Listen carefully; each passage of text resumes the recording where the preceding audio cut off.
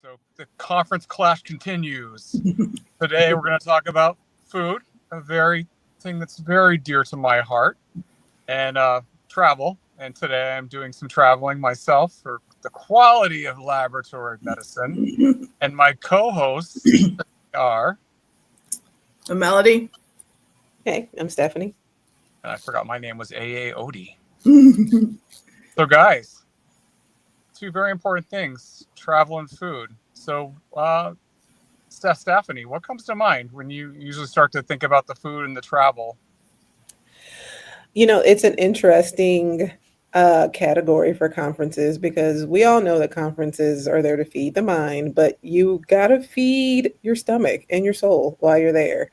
So, what comes to mind are the venues, obviously, when you're traveling to a conference, especially when it's out of state. I want a place that has walkable venues in in proximity to wherever I'm staying or in the hotel, or if the hotel has some really good eats.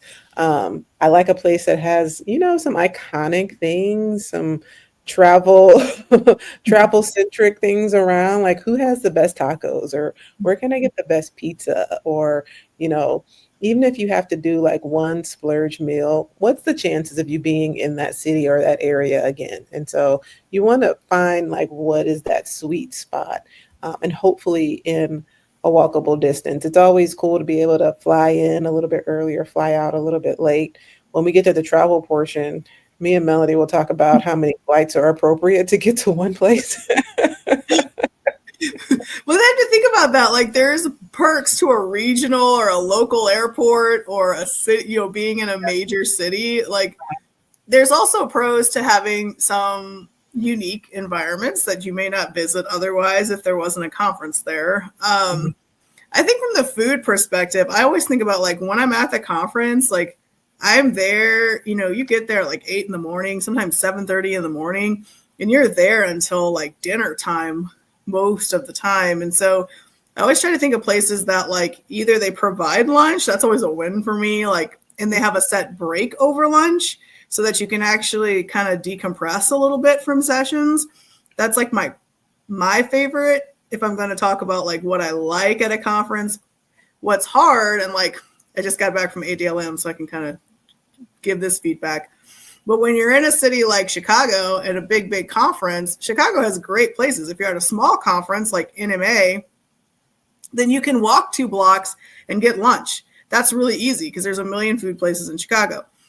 If you're in a big conference like ADLM at the McCormick Center, there is like a Starbucks and like an airport type of like grab and go, and the line is out the door. And you're 20 minutes away from, like downtown Chicago. So it's a lot harder.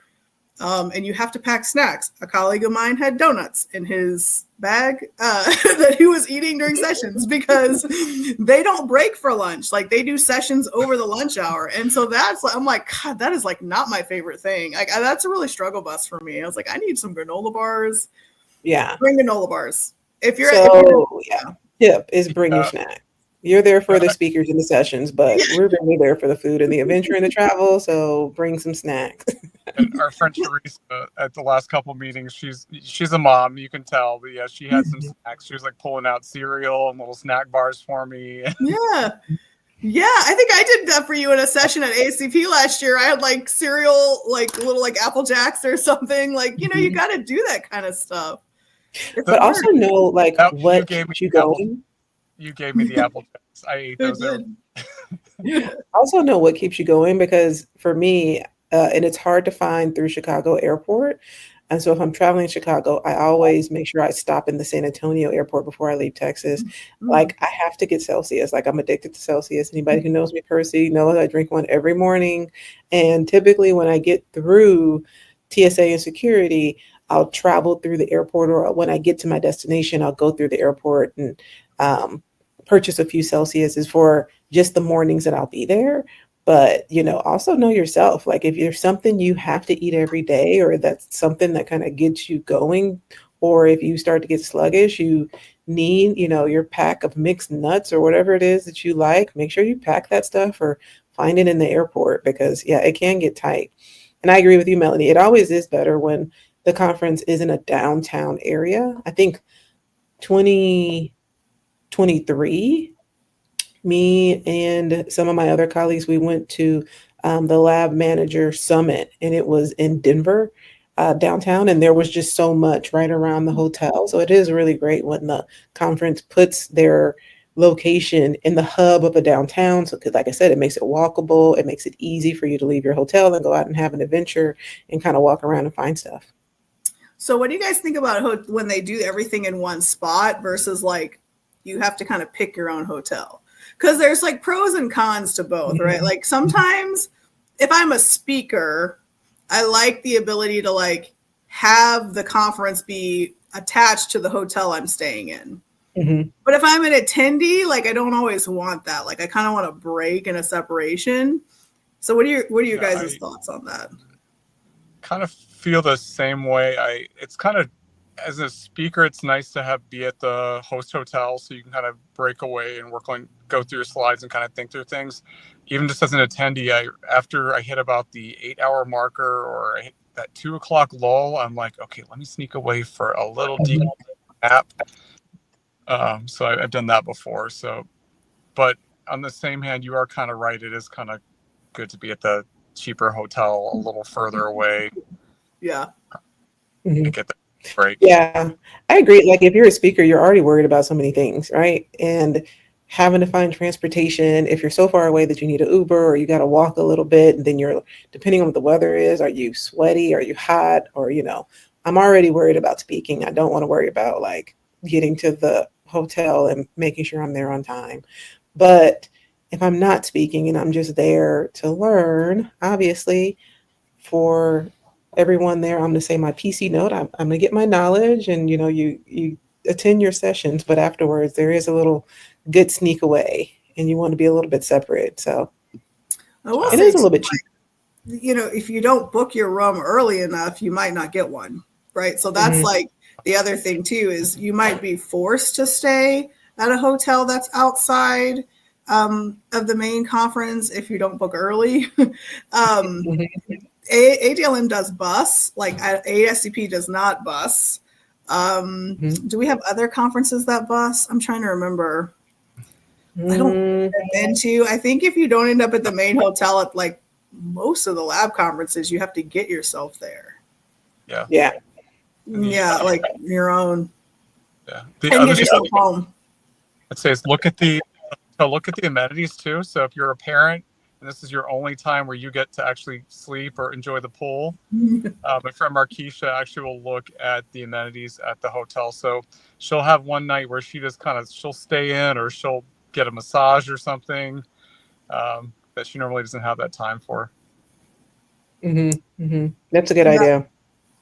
I mean, I'm not going to lie. Like, I have done this before. This is going to make me sound total like college low rent. But like, when you were in college and you would like go to the college buffet and like put stuff in your bag for later, like if you stay at like the Embassy Suites, for example, they always have like a breakfast buffet, and they always have like an afternoon like happy hour for their guests. And so like you can get lots of snacky snacks to like put in your bag for later, and then they're free because they come with your stay. So plug for Embassy Suites. So if we're looking at accommodations, what's your travel tips? Don't stay on the first floor of a hotel. That's a safety thing, man. I haven't think about that. Don't stay on the first floor. Sure. That's something I learned too, that you can, for years I didn't know, you could actually, when you're at the front desk, ask them to put you on a higher floor. I usually get away from the elevator, away from the stairs. That way you can get some sleep or just some peace. So that way you don't have people running back and forth or yelling. Yeah, I think it's important to know too, like not all conferences will pay for your lodging and accommodations if you're a speaker. And so making sure if you're a speaker, you understand what is compensated and what isn't. Because sometimes it might be one night of your 3-night stay and not the whole stay. And that can really sometimes get messed up on your card. That's happened to me before. So just, that's the one I always tell people is like, be careful about how you set up your your room payment when you check in. Like, don't assume that the conference has put in the right information. Yeah. Double check that with the front desk. I learned over the past 2 years traveling with Melody a lot of tips for international travel and international speaking. So make sure that you travel with that multi-outlet plug if you're going overseas. That wasn't something that I was accustomed to having. And then if it's a particularly long flight or overnight flight, the eye mask that you put over your eyes on the plane really, really helps. If you can splurge for it, that extra seat and what is it? Like Premium economy. Yeah. Also, know your transportation options. Melly and I went to Amsterdam for a conference last year, and there was some pre-planning on it's this far. We had to take a bus, and we had to take a tram, and we had to walk, and there was cobblestone, and so just all of that pre-planning and trip lookup when you're going overseas is helpful. Yeah. And to build off of that, knowing that if you're going international, if there's a different currency, and one good thing that I found traveling is that you can actually go, once you get there, you can go to the local ATM and then pick up extra money there, and it's a cheaper exchange rate.